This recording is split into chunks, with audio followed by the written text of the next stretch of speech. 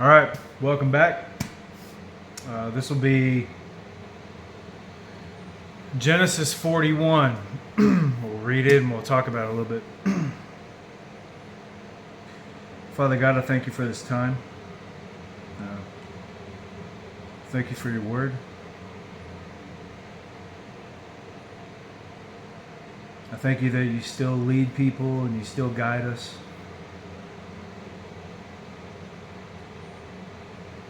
That you still make new ones.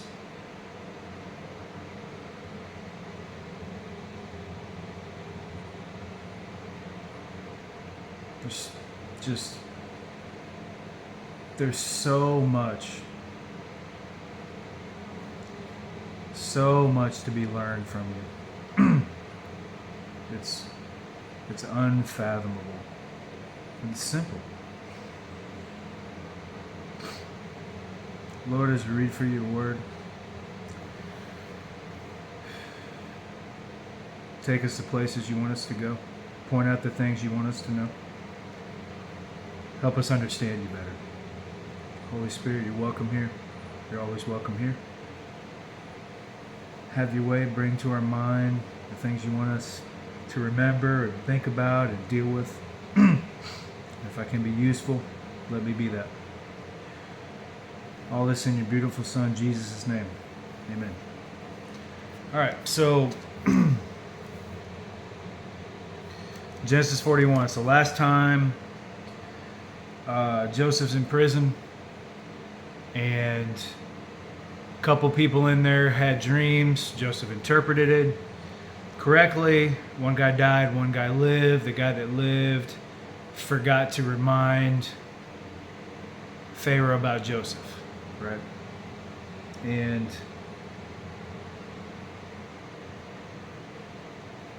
Joseph's still in prison. All right, so 41, verse 1. Then it came to pass at the end of 2 full years that Pharaoh had a dream, and behold, he stood by the river. Suddenly there came out of the river 7 cows, fine looking and fat, and they fed in the meadow. Then behold, 7 other cows came up after them out of the river, ugly and gaunt, and stood by the other cows on the bank of the river. And the ugly and gaunt cows ate up the 7 fine looking and fat cows. So Pharaoh awoke.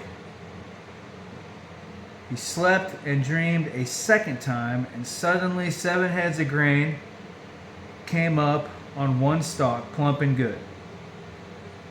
Then behold, 7 thin heads, blighted by the east wind, sprang up after them. And the 7 thin heads devoured the 7 plump and full heads. So Pharaoh awoke, and indeed it was a dream. Now it came to pass in the morning that his spirit was troubled. Page.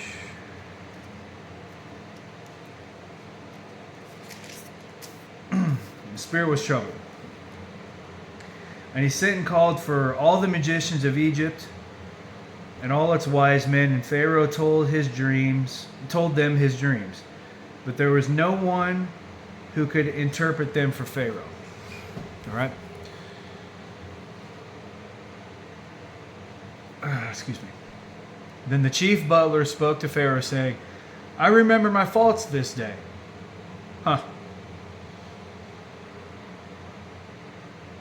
When Pharaoh was angry with his servants and put me in custody in the house of the captain of the guard, both me and the chief baker, we each had a dream in one night, he and I. Each of us dreamed according to the interpretation of his own dream. Now there was a young Hebrew man with us there, a servant of the captain of the guard. And we told him, and he interpreted our dreams for us. To each man he interpreted according to his own dream. And it came to pass just as he interpreted for us, so it happened. He restored me to my office, and he hanged him. Okay. Pause there for a minute. I'm gonna lean this forward just a second, or just a little bit here. There we go, a little better. Okay.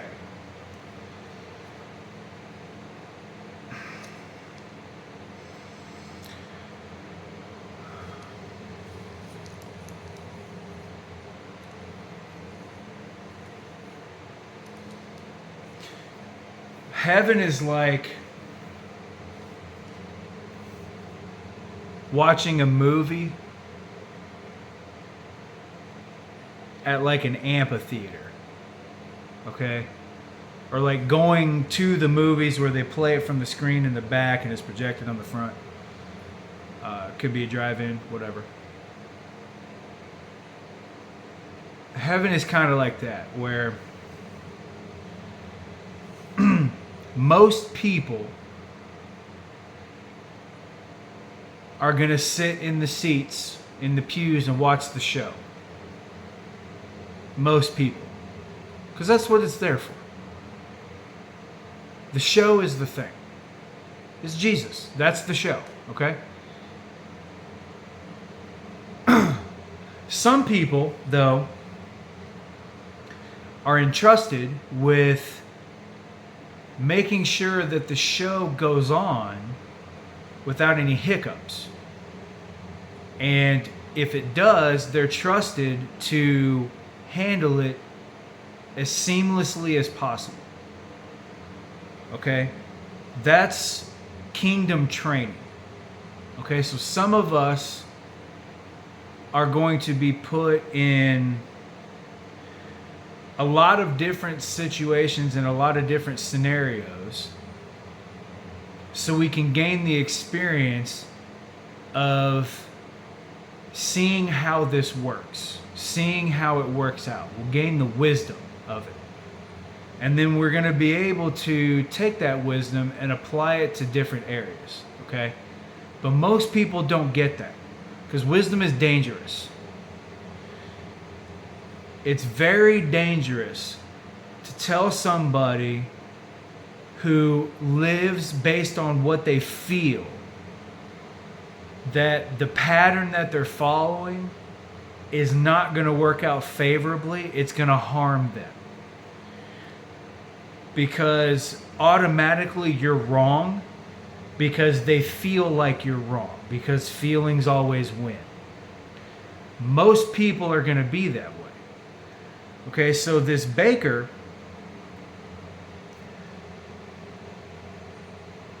or whichever one he is, that all of a sudden remembered Joseph. He was so consumed and concerned with, yay, I got out of prison and I don't get my head cut off, that he totally forgot about a potential agreement he made with somebody who got him out of jail in the first place. Okay, now, I can see Joseph sitting up in jail being like, man, that no good mother... You know, I did all this stuff for that dude, and he didn't even put in a good word for me. I could see Joseph being like that. And anybody. That makes sense, yeah. But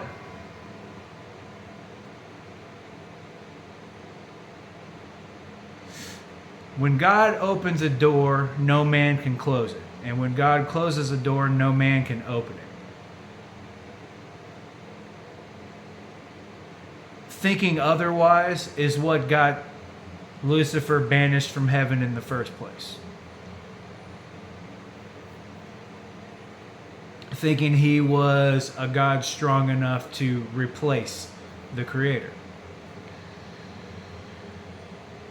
Ultimately here, the Lord knows what He's doing. It could have very well been that Joseph gets out of prison. This guy puts in a good word with Pharaoh for Joseph. Pharaoh's like, why do I care? Matter of fact, double the time. Okay? Or gets him out of prison, hears his story, and then is like, why do I care? Go back and finish your time. Okay? But this is how people work. Things are different when people have a need, because we can use that as leverage, and that's exactly what people will do. If they see that you need something, they will use it as leverage. Okay? So here, Pharaoh has a need to interpret his dream because it's causing his soul to be restless. What does it mean? What does it mean? And now he finds out about this man Joseph who can interpret dreams. On 2 occasions has done so correctly. Okay? This is probably Joseph's ticket out of jail. And it works better. Okay? Because is it better to get out of a thing because you put up a good fight, or you put up a good verbal defense for yourself? Or is it better to get escorted out of a thing because God ushered you by way of showcasing an ability that He gave you? Okay? No. You are far too valuable to be here. We're going to bring you over here. We're just not ready yet. Ah, man. I'm speaking to myself right now as much as I'm speaking to whoever's watching this, if there's somebody watching on the other end. God pays attention to the little things. I know He does. I got a few testimonies with it. But God deals with big stuff. Okay, He likes the big things. He likes it when half a dozen or so moving parts come together and they just fall into place seamlessly. All right.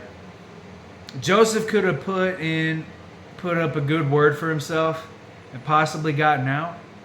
Hey, I'm innocent. Hey, I didn't do this. Nobody cares. What's better is that Joseph has developed an ability that is now in need in the high court. That's better than, let me out of prison, guys, I'm innocent. That's better. So if you're in a wilderness season and it feels like a prison,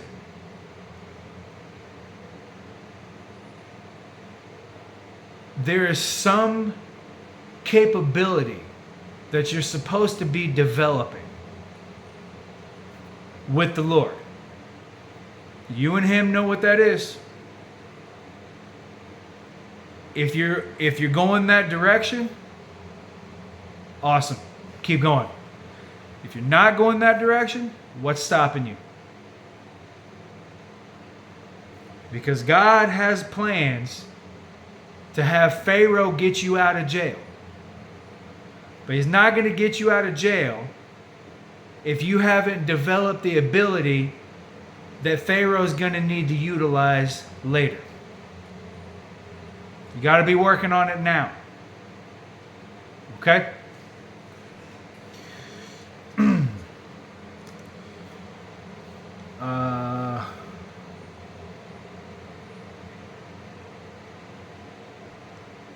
"12.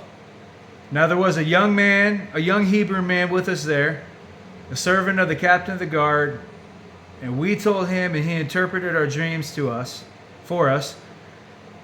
To each man he interpreted according to his own dream, and it came to pass just as he interpreted for us, so it happened. So he restored me to my office, and he hanged him.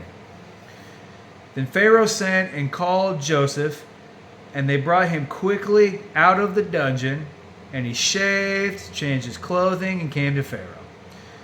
And Pharaoh said to Joseph, I have had a dream, and there is no one who can interpret it. But I have seen it said of you that you can understand a dream and interpret it. Joseph answered Pharaoh, saying, It is not in me. God will give Pharaoh an answer of peace.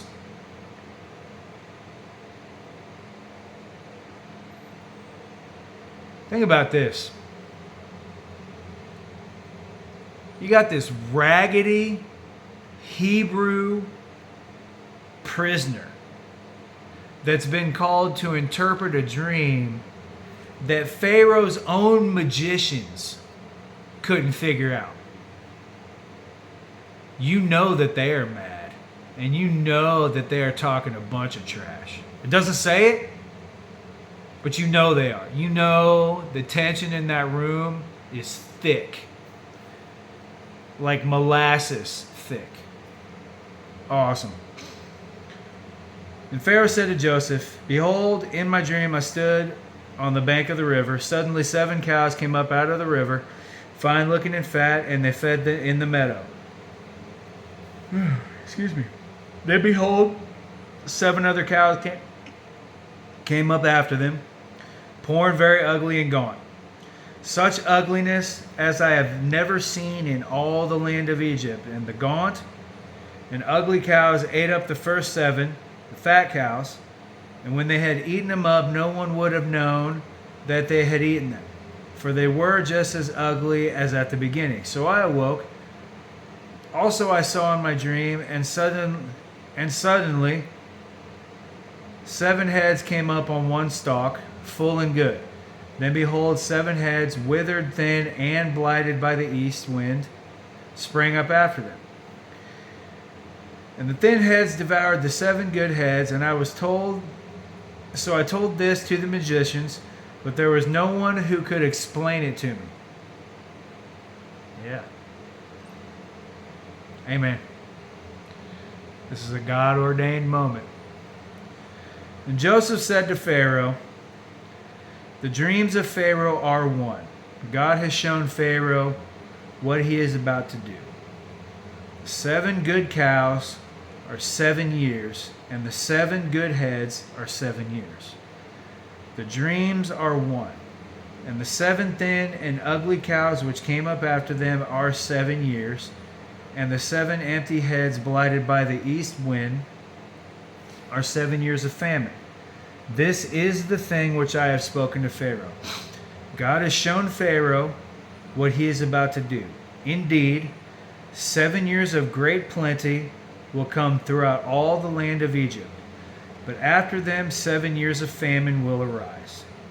And all the plenty will be forgotten in all the land of Egypt. And the famine will deplete the land. So the plenty will not be known in the land because of the famine following, for it will be very severe."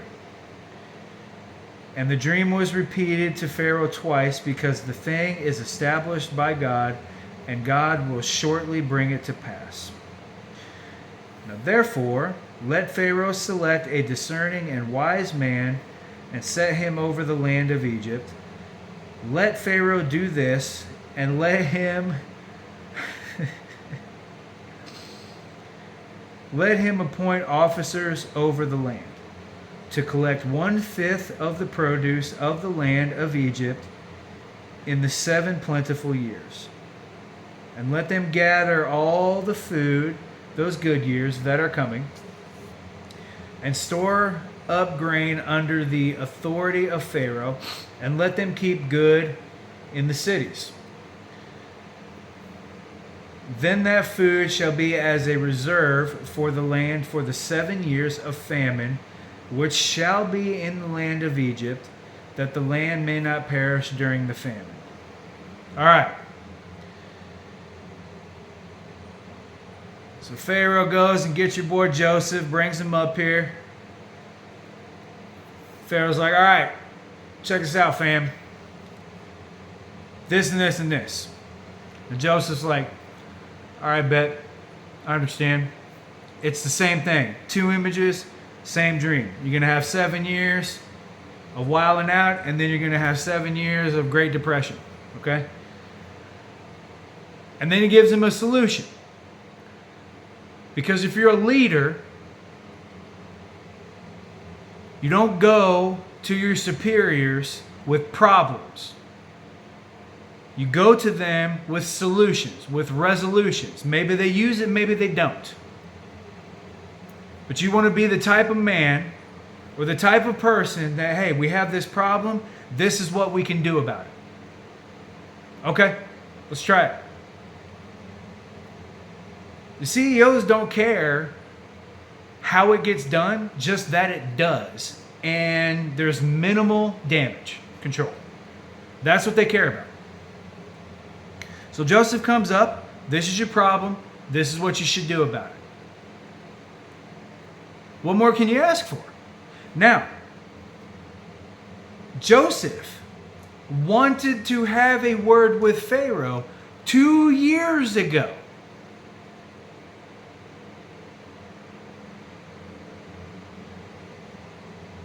But Joseph wouldn't have been able to say all this. Joseph would have begged to be out of prison. But I'm innocent, but I didn't do it. And Pharaoh wouldn't have cared. You think Pharaoh cares if someone is innocent or not when he throws them in prison? No, that doesn't matter. He's the highest ranking, most powerful man in Egypt. Why would he care if you're innocent or not? If you're not innocent and you make a big deal about it, he just has you killed so that he doesn't have to worry about you complaining and whining about it. Done. Has your family exiled or possibly killed with them. Yeah, that's the type of environment that we're in here. So Joseph, 2 years prior, putting in a good word for himself, pleading his case, it would have done nothing. But now that Joseph has wisdom, he has matured, he has self-control, he has discipline. And yes, it took being in prison to learn all these things. Now that he has ran the prison because he has good character, moral character, he has proven that he can handle stress, he can handle tense situations, and he doesn't get rattled. He's become a leader. He's become the type of leader that you want. It just took him being locked up and being innocent to do it. There's a movie called The Count of Monte Cristo. Based on it's a book first and then the movie with Jim Caviezel. Excellent movie, excellent book. Same story. Wrongfully accused by his best friend of a bunch of stuff, 7 years in prison, comes out, totally redefined man. Not godly, but the story of a rebirth. Okay? 37, verse 37. So the advice was good in the eyes of Pharaoh and in the eyes of all of his servants. Pharaoh said to his servants, "Can we find such a one as this, a man in whom is the Spirit of God? Where could we find a man like this? I have no idea."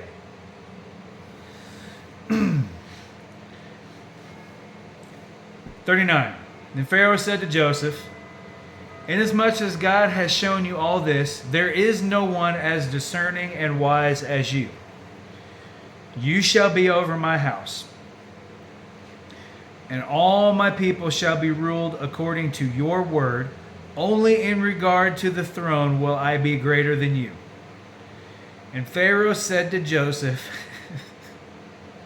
"See, I have set you over all the land of Egypt." Okay. That is power.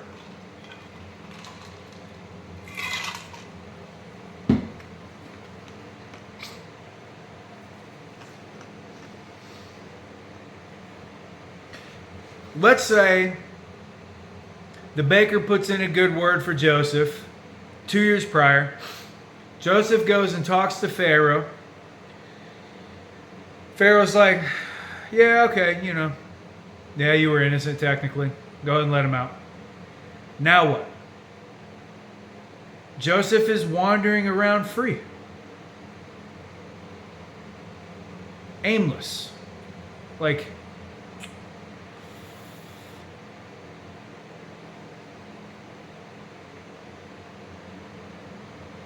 man, I'll tell you,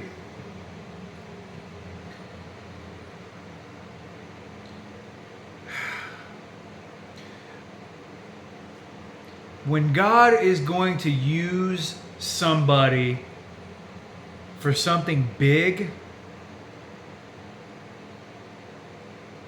He's going to put them in the purifying fires for a minute. And it's going to be kind of harsh. It's going to be rough. Okay? And the whole point is this. Yeah, you'll get the thing. Okay? In this case, Joseph will get out of prison. But God wants to do more than that. God's like, hey, I have a plan to reconcile my people and prosper them. Okay, and we'll get there. We'll get there in the next few chapters. I have a plan to reconcile my people and prosper them.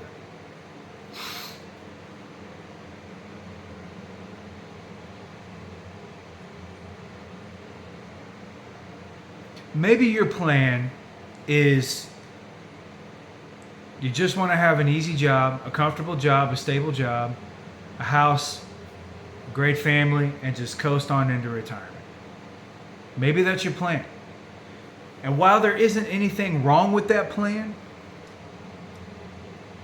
God's looking at you like, is that really all you want? I mean, that? Don't you want more? Don't you want to be more useful than that?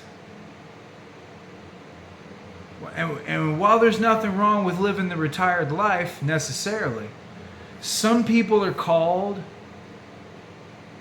to go a different route. Okay?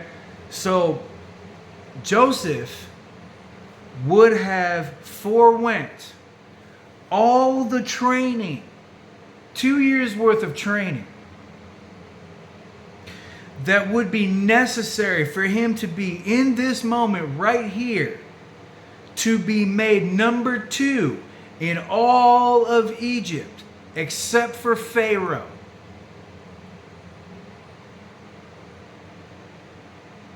If he would have defended himself, but he would have been free.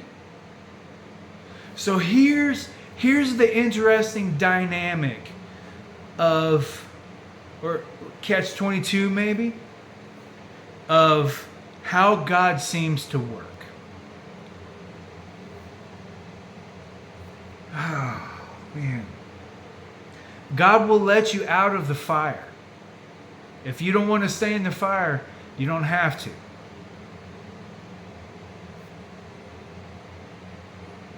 But the fire getting hotter, oh man, I feel this. I hope you guys catch this. The fire getting hotter is proof that the blessing is heavier.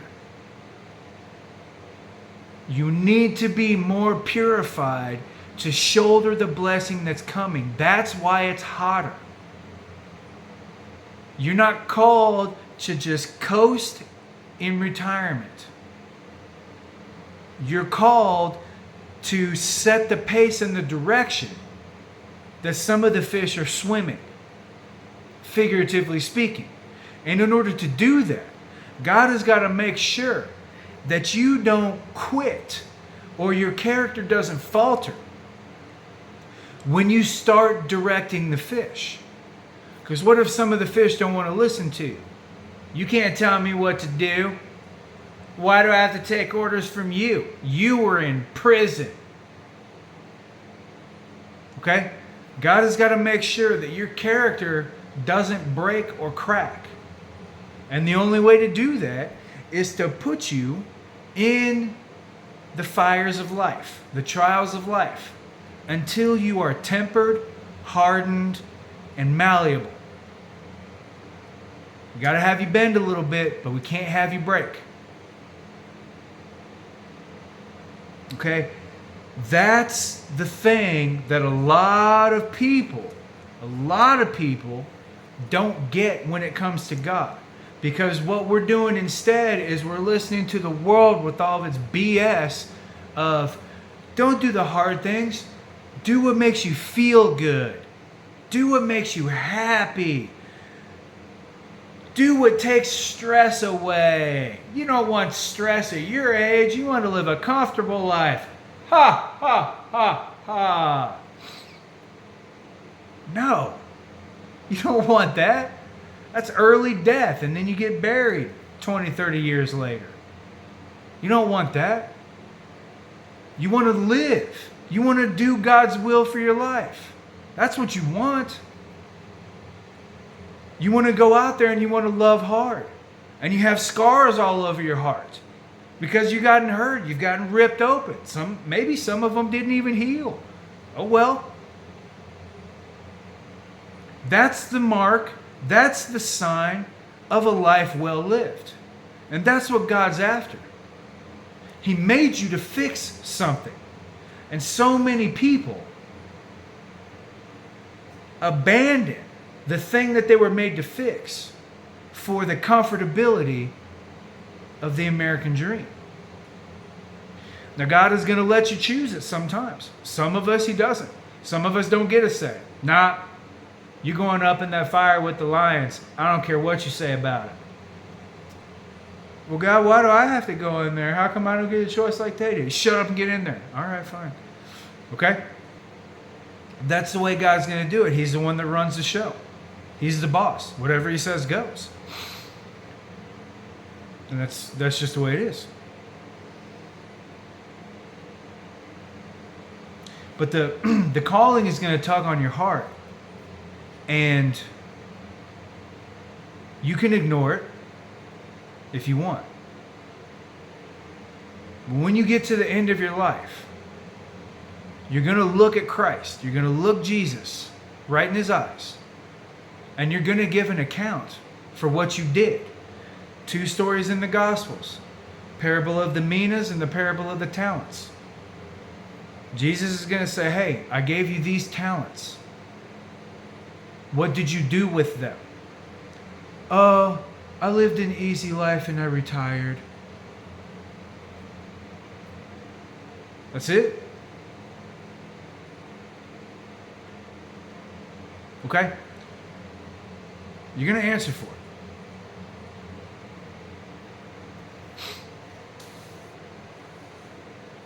All right.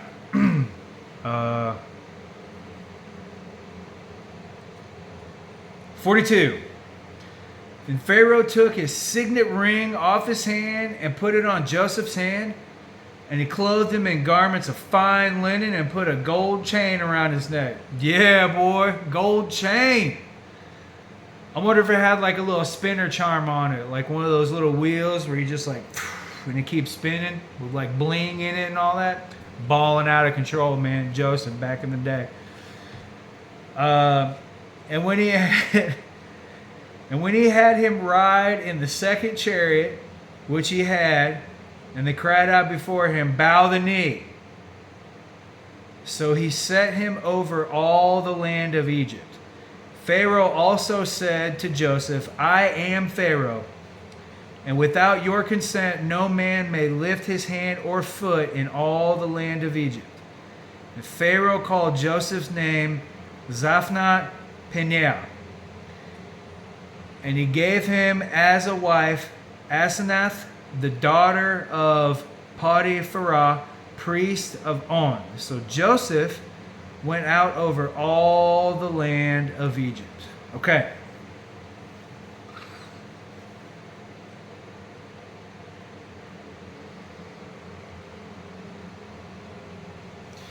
You want to talk about from rags to riches, man. Riding second chariot.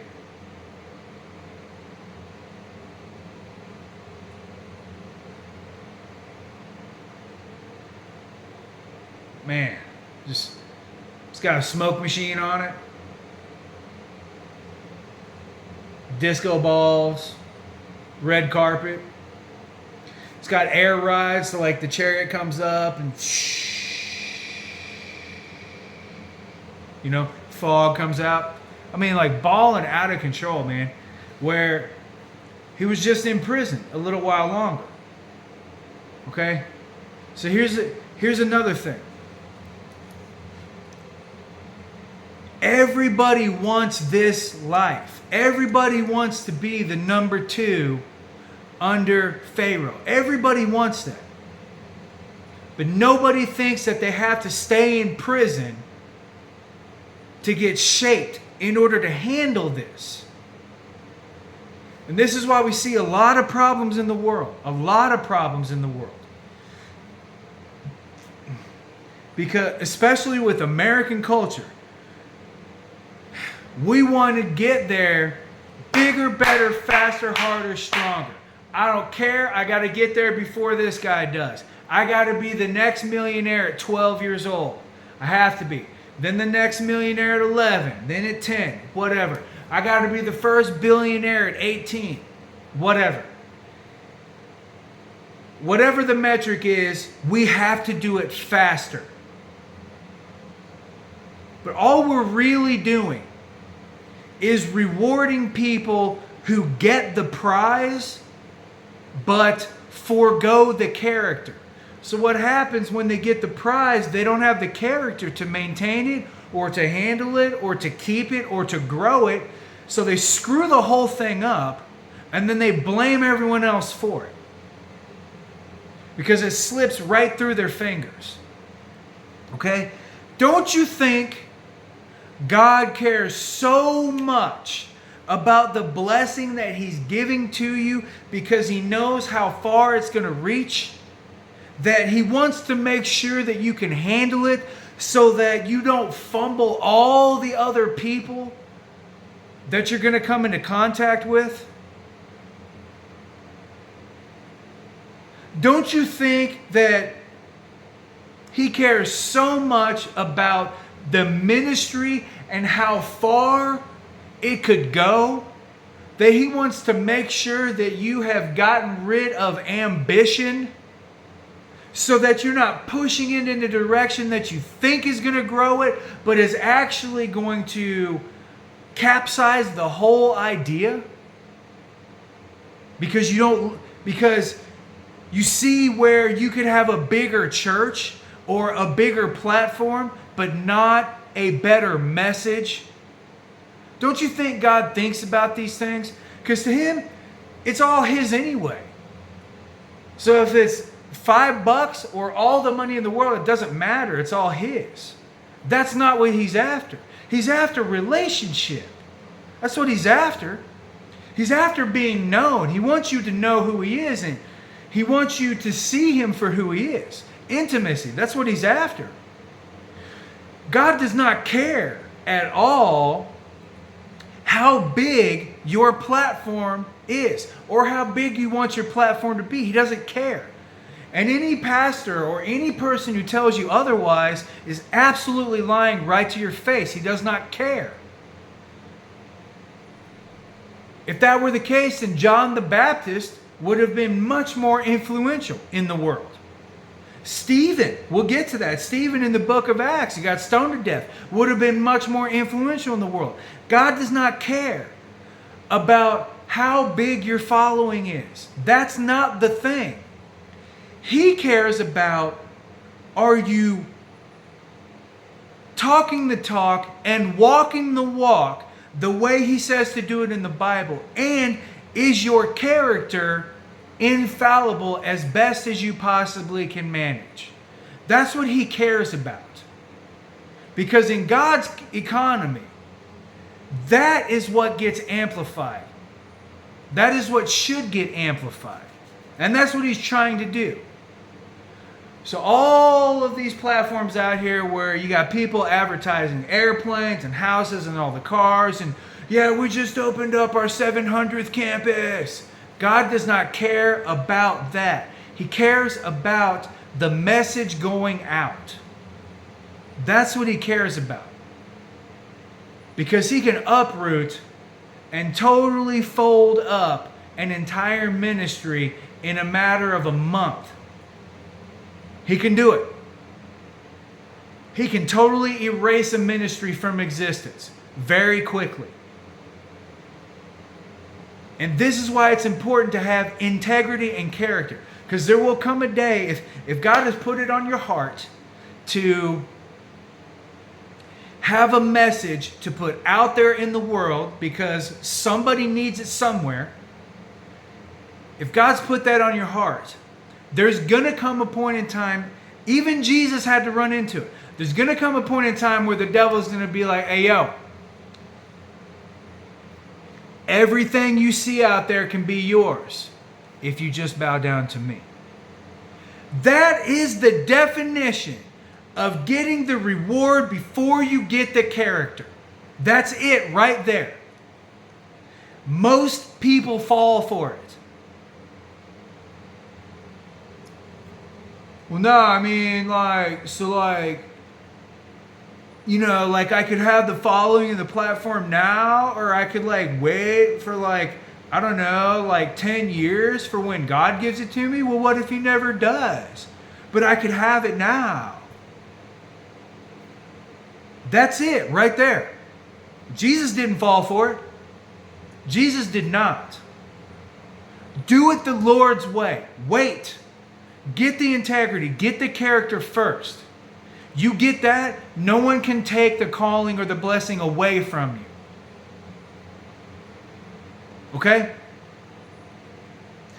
This is a saying I heard a while back. It has to do with the government, but it's true here. Any government that's big enough to give you freedom is big enough to take it away. If the devil in your life is big enough to give you calling, he's big enough to take it away. And it's always going to happen right before you cash in. Okay? So if God's putting you in a wilderness to work on you, sit in it, get the most out of it. Throw yourself all the way in the fire and sit there. Ask the Lord, what do you want me to learn? What am I supposed to be learning? What do you want me to do here? What do you want me to do today? What do I need to get rid of? What do you want me to pick up instead? You say it and I'll do it. Do that constantly, constantly. Let the Lord work you over, because all you're doing is preparing yourself for the goodness that's coming. That's all you're doing. All right, we beat that horse enough. Okay. 30. Joseph was 30 years old when he stood before Pharaoh, king of Egypt. And Joseph went out from the presence of Pharaoh and went throughout all the land of Egypt. Now in the 7 plentiful years, the ground brought forth abundantly. So he gathered up all the food of the 7 years, which were in the land of Egypt, and laid the food in the cities. He laid up in every city the food of the fields which surrounded them. Joseph gathered very much grain, as the sand of the sea, until he stopped counting, for it was immeasurable. Did exactly like he said he was going to do. 50.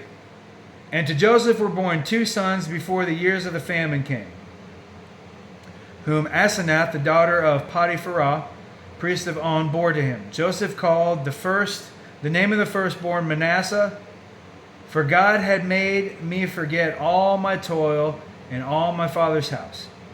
And the name of the second he called Ephraim, for God had caused me to be fruitful in the land of my affliction. Okay.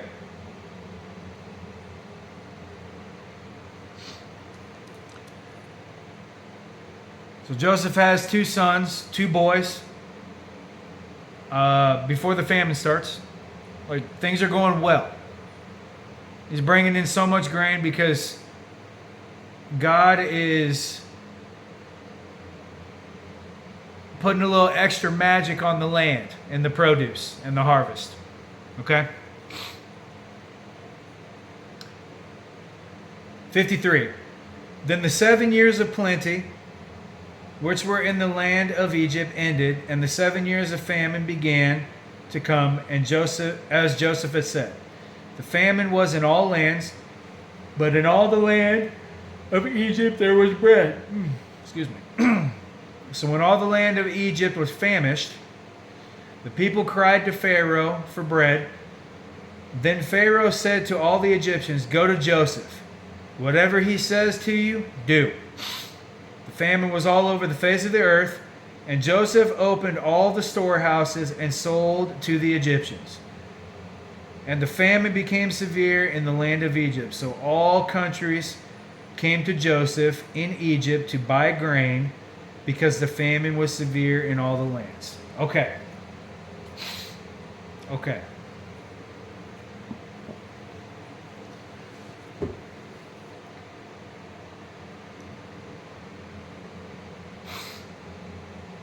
Man. I'm saying this to you as much as I'm saying it to myself. You got to trust God in the process. Man, God is trying to do something bigger in your life than you even know. And He needs you to be true. He needs you to be patient. He needs you to listen to Him and do what He says to do right now. Not when you feel like it, not when you get around to it, not after you get done doing all the other stuff that you want to do first that's more exciting or more pressing or more cool. Delayed obedience is still disobedience. He needs you to listen. He's working on you. You weren't put here on this planet. You weren't given this life so that you could live it the way you see fit, indulge in all this sinful activity that you've been indulging in, and then die. You were put here to make God happy, to please Him for His good pleasure. That's why you were put here. And don't think that because He hasn't spanked your ass in a while, that you're getting away with it. He's a very patient Father. A very, very patient Father. But there's going to come a day where He's going to put hand to butts, spiritually speaking, and you're going to wake up. It's so much better if you realize it sooner. It's so much better for the rest of your life. All right? So that was Genesis 41, reading and commentary. See you next time.